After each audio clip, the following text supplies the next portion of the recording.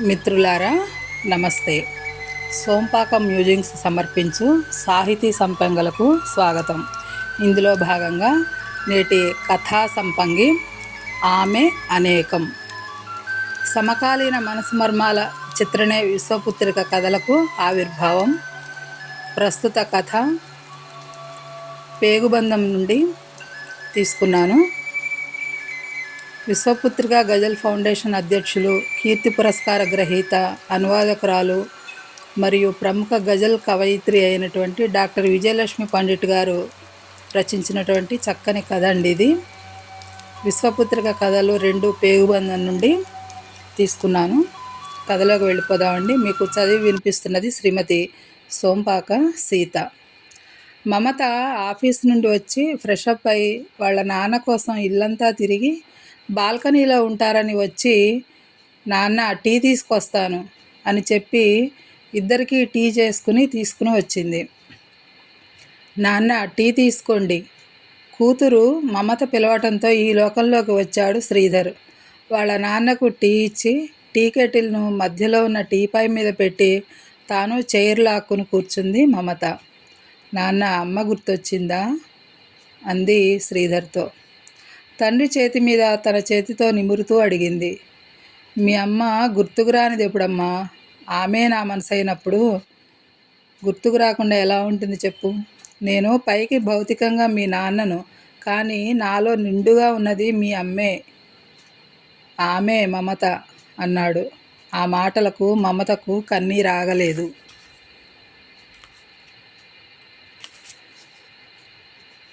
శ్రీధరు కూతురు మమత యొక్క కన్నీరు తుడుస్తూ, మీ అందరికంటే మీ అమ్మ వసుంధరను పూర్తిగా అర్థం చేసుకున్నది నేనేనమ్మా. ఆమె నాలో సగమైపోయి నాలోనే ఉంటుంది. ఎప్పుడు నేను జీవించి ఉన్నంత వరకు కూడా నాతోనే ఉంటుందమ్మా. నీకు కనిపించే నాన్న ఇప్పుడు మీ అమ్మ చైతన్యాన్ని కూడా నింపుకున్న అర్ధనారీశ్వరుడు అని చెప్పాడు కూతురుతో. టీ తాగుతున్న తండ్రి వైపు ఆరాధనా భావంతో చూస్తూ అన్నది మమత. అందరు భర్తలు మీలా స్త్రీలను అర్థం చేసుకుంటే సమాజం ఎంత బాగుంటుంది. ఆడవాళ్లను మనుషులుగా చూడని పురుషులు, భర్తలు, అత్తమామలు ఎంతమంది లేరు? ప్రతి ఉదయం న్యూస్ పేపరు, టీవీలలో మహిళల మానభంగాలు, కట్నం బెదిరింపులు, దుర్మరణాలు, ఆత్మహత్య వార్తలు ఎన్ని చూస్తున్నాం నాన్న అన్నది. మనిషి పరిణితి చెందుతున్నాడా, లేక మనిషితనంలోని మానవతను వదిలి నైతిక విలువలు మరిచి మృగమై అధోగతి పాలవుతున్నాడా అనిపిస్తుంది నాన్న అంది మమత మళ్ళీ.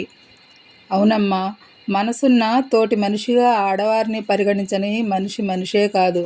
స్త్రీకి ఒక మనసు, తనకంటూ వ్యక్తిత్వం ఉన్న ఓ మనిషి అని అర్థం చేసుకుని ఆమె వ్యక్తిత్వాన్ని గౌరవిస్తూ స్నేహితులుగా పరస్పరం చర్చించుకుంటూ ఆమె ప్రేమలో మునిగి జీవితాన్ని సుసంపన్నం చేసుకున్న మగవాడు ధన్యుడు.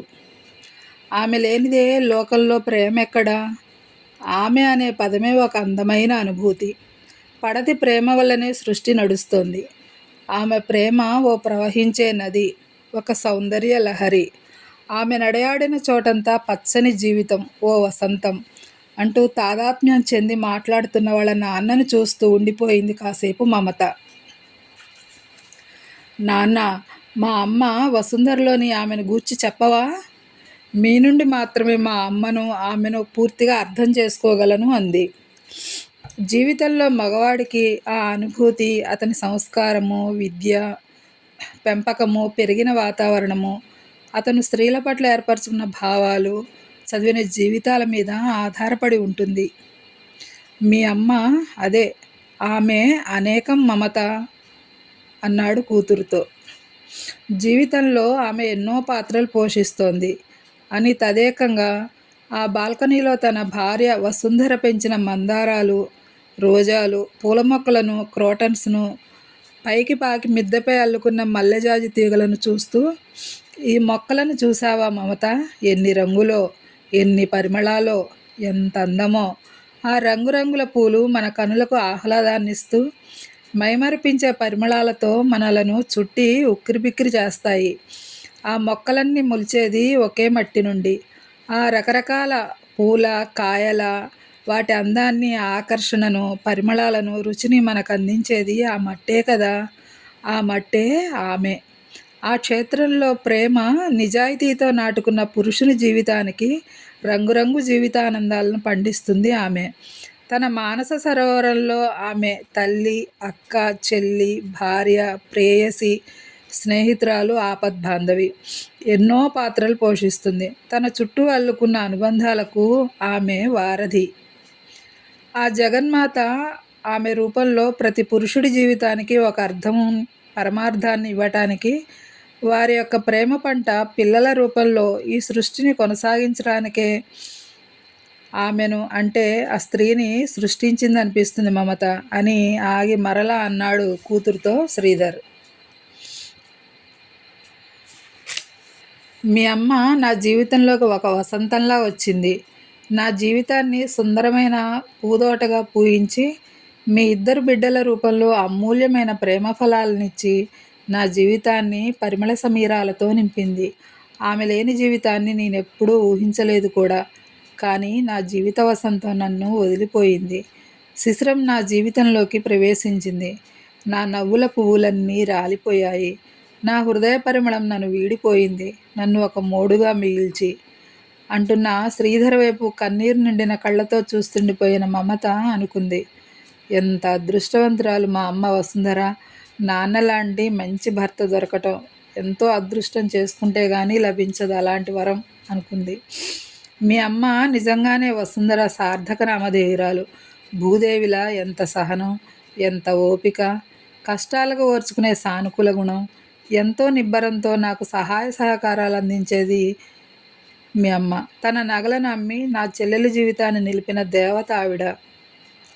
అంతలో అమ్మ అంటూ తప్పటడుగులేస్తూ వచ్చిన 2 ఏళ్ల కూతురు వసుధను ఎత్తుకొని పాప కోసం చేతులు చాచిన వాళ్ళ నాన్నకు ఇచ్చింది మమత. బాగా నిద్రపోయావా నాన్న వసు అంటూ మనవరాల్ని ఎత్తుకుని నిలబడి తిప్పసాగాడు శ్రీధర్. మమతకు తన తల్లి వసుంధర గడిపిన తుది రోజులు రీలులా తిరగసాగాయి మనసులో. మమత వాళ్ళ అమ్మ వసుంధరకు స్టమక్ క్యాన్సర్ అని తెలిసిన వాళ్ళ నాన్న ఎంత కుంగిపోయాడో, నాన్న చిన్నపిల్లాడిలా ఎంత ఏడ్చాడో చూసిన మమత తల్లడిల్లిపోయేది. ఆ ప్రేమజీవుల బిడ్డ తాను అయినందుకు ఎంతో గర్వించేది. వసుంధరకు క్యాన్సర్ ముదిరిన తుది నెలలలో వాళ్ళ నాన్న శ్రీధర్ తన ఉద్యోగానికి లాంగ్ లీవ్ పెట్టేసి తనే దగ్గరుండి భార్యకు తినిపించడం, మందులివ్వటం, అన్ని రకాల సేవలు చేయటం, కథలు చదివి వినిపించటం. వసుంధర రోజు ఎంతో ఇష్టంగా పారాయణం చేసే భగవద్గీతను చదివి వినిపించడం చూసి మమత వారి ప్రేమానుబంధాన్ని అర్థం చేసుకుంది. తన ఒడిలోనే ప్రాణం విడిచిన అమ్మను స్థాణువులా చూస్తూ ఉండిపోయిన నాన్నను చూసి భయమేసి తట్టి లేపి తీసుకెళ్లిన ఘట్టం గుర్తొచ్చినప్పుడు మమత కళ్ళు కన్నీటి వరదలయ్యేవి. అప్పుడు మమత గర్భవతి, 6 నెలలు. తనకు పాప పుట్టినప్పుడు ఎంత సంతోషించాడు నాన్న.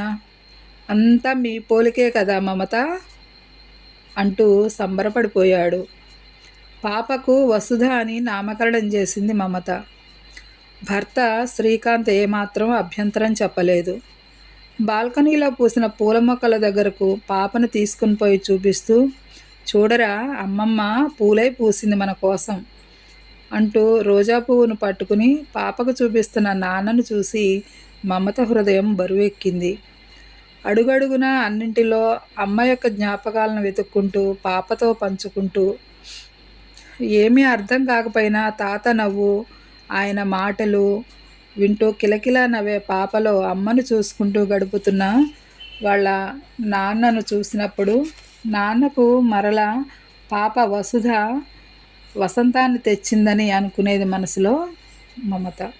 వాళ్ళిద్దరినీ అలా చూస్తుంటే మమతకు చిన్నప్పుడు తన అమ్మ తనను ఎత్తుకుని అందమైన ఆ చిన్ని పూల తోటలో తిప్పుతూ పూల పేర్లు చెప్తూ అన్నం తినిపించడం, పూల మొక్కలు నీ స్నేహితులురా నాని మమత అంటూ మొక్కలను చెట్లను తనకు స్నేహితులను చేసింది.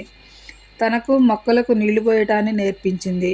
వాటికి కూడా ప్రాణం ఉంటుందని, ఆకలి దప్పికలుంటాయని, వాటికి ఎరువు వేయటం, వాటికి నీళ్ళని పెట్టడం కూడా నేర్పింది అమ్మ. ఆ అలవాటే ఇప్పటికీ మమతకు రోజు కొంచెం సమయాన్ని మొక్కల దగ్గర గడుపుతూ అమ్మ అలవాటు చేసిన కథల పుస్తకాలను అక్కడ కూర్చుని చదవటం ఎంతో ఆహ్లాదాన్ని, శాంతిని పొందే దైనందిన కార్యక్రమం అయిపోయింది మమతకు. ప్రతి అమ్మలో ఎన్ని పార్శ్వాలు, ఎన్ని అనుబంధాలు, ఎన్ని బాధ్యతలు. తన చుట్టూ అల్లుకున్న అనుబంధాలను ప్రేమతో పెంచుకుంటూ, చిన్న పెద్ద జీవిత ఘర్షణలను తట్టుకుంటూ, ఇంటిని శాంతి నిలయంగా తీర్చిదిద్దే కళను ఆమెలో సహజగుణంగా పొదిగాడు ఆ విశ్వాత్మ అనుకుంటుంది మమత ఎప్పటికీ. పిల్లకైనా భర్తకైనా తన తల్లిదండ్రులకైనా దుఃఖ సమయాలలో తలనిమిరి ఓదార్చే ఆమె ఆపన్న హస్తమే లేకపోతే ఈ జగతిలో మానవ జీవితం ఎంత దయనీయం, ఎంత దుర్లభం. తనకు బాగా గుర్తు. నాన్నమ్మ చనిపోయినప్పుడు నాన్న ఒంటరిగా తన బెడ్రూమ్లో కూర్చుని ఏడుస్తుంటే దగ్గరకెళ్ళి నాన్న తలను తన నడుముకు ఆనించుకొని నాన్న తల నిమురుతూ మౌనంగా సమాధానించిన అమ్మను అలా చూస్తూ నిలబడిపోయింది తను. మనసుకు ఆనందాన్ని, అవసరమైన సమయాల్లో స్వాంతనను ఇచ్చే ఆమె లేకుంటే కుటుంబ జీవనము, సంఘము, దేశం, ప్రపంచం మనగలదా? కానీ మొదటి నుండి ఆడదానికంటే మేమే గొప్ప అని మగవాళ్ళు ఆమెకు రెండవ స్థానాన్ని ఇచ్చి ఆమె నుండి అన్ని రకాల సుఖ సంతోషాలను పొందుతూ వంశవృక్షాలను పెంపొందించుకుంటూ ఆమె స్థానాన్ని, త్యాగాన్ని, గొప్పతనాన్ని, సున్నిత సుకుమార మనస్తత్వాన్ని గుర్తించక ఒక బానిసగానో, దాసిగానో, వంటలు చేసే బిడ్డలను కనే మనసు లేని ఒక యంత్రంగానో వాడుకునే మగవాళ్లను, వారికి వంతపాడే వారి తల్లిదండ్రులు ఇంకా ఈ నవ సమాజంలో కూడా మసలుతుండటం మమతకు కొంత బాధను, మరి కొంత చికాకును, ఎనలేని కోపాన్ని తెప్పించే విషయాలు. మమత, లైట్లు వెలిగించమ్మా, ఇంట్లో చీకటయింది అని తన భుజంపై మెల్లగా తట్టిన నాన్న పలకరింపుతో లేచి నడిచింది మమత. శ్రీధరు పాపను ఎత్తుకుని డైనింగ్ హాల్లోకి నడిచాడు మమత వెనకాతలే.